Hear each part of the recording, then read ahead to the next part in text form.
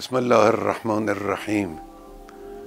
عرض سلام دارم به ملت عزیز و بزرگ. উত্তরসূরি ঠিক করলেন খামেনি। ইরান ইসরায়েল সংঘাতে নতুন বাঁধ। ইরানের সর্বোচ্চ নেতা আয়াতুল্লাহ আলী খামেনি নিহত হলে কে তার উত্তরসূরি হবেন সেটা নির্বাচন করা হয়েছে বলে তিন ইরানি কর্মকর্তার বরাত দিয়ে নিউ ইয়র্ক টাইমসের এক প্রতিবেদনে উল্লেখ করা হয়েছে।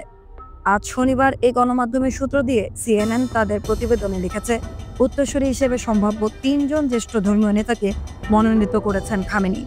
عادت سرداران و دانشمندان عزیز که البته برای همه সত্যি যদি খামেনিকে হত্যা করা হয় তাহলে দ্রুতই তার উত্তরসূরি নির্বাচন করা হবে।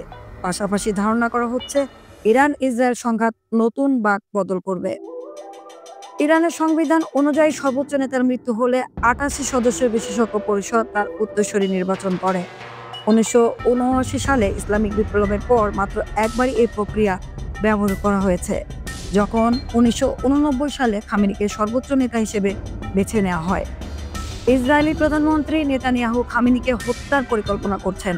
দেশটির প্রতিরক্ষা মন্ত্রী ইসরায়েল কাজ বলেছেন, ইসরায়েলের একটি হাসপাতাল ইরানের ক্ষেপণাস্ত্র আঘাত হানার পর খামেনিকে আর বাঁচতে দেওয়া যায় না।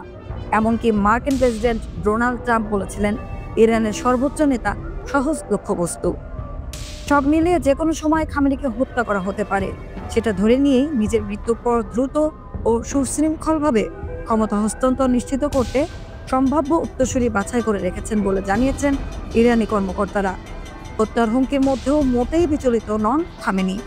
উল্টো সম্প্রতি তিনি বলেছেন, জায়নবাদী শাসকদের জন্য ভয়াবহ শাস্তি অপেক্ষা করছে।